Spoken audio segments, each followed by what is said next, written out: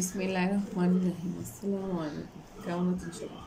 আজকে একটা মান নির্ণয়ের ম্যাথ নিয়ে এসেছে। এই প্রশ্ন হচ্ছে x = 1 প্লাস √3 হলে x কিউবের মান কত? তাহলে আমাদের এবার কিভাবে বের করতে হবে? দেওয়া আছে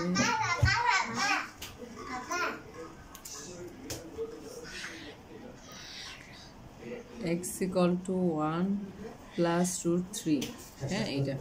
তাহলে আমরা এটা কি করব? ঘন করব, অর্থাৎ কিউব, কারণ আমাকে বের করতে হবে এক্স কিউবের মান প্লাস 1/√কিউব, অর্থাৎ a plus b whole cube. হ্যাঁ, এদিকে পাশে আমরা লিখে দিতে পারি ঘন করে। তাহলে এটা দরকার নাই, কারণ আমাদের তো এক্স কিউবের মানে বের করতে হবে। তাহলে কি হয়?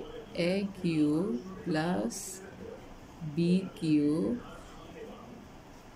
Plus 3a square plus b, 3 square into b plus 3ab square. হ্যাঁ, বি হচ্ছে যে √3, এ হচ্ছে 1। তাহলে কি হয়? 1 একের সাথে কিউব থাকলেও 1 আর থাকলেও 1। হ্যাঁ, তাহলে এখানে কি 3√3 প্লাস 3√3 প্লাস 3 ইন্টু 3, কারণ স্কোয়ারের সাথে রুট চলে গেছে। তাহলে কত থাকে? 10, 3 তিরিকে 9, 9-এর সাথে 1 যোগ করলে 10, আর প্লাস 6√3। তাহলে এক্স কিউবের মান হচ্ছে কি 10+। খুবই ইজি, খুবই সহজ।